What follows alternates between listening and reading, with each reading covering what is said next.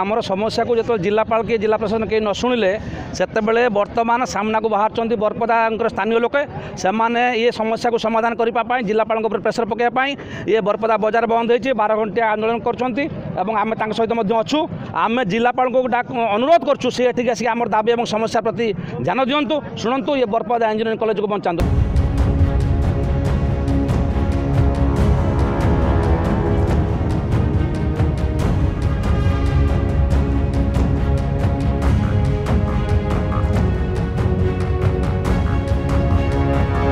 15 मसीह अवहेलित भद्रक पुणी भुवनेश्वर पर्यंत आम स्ट्राइक करूँ तार किसी एक तरफा गला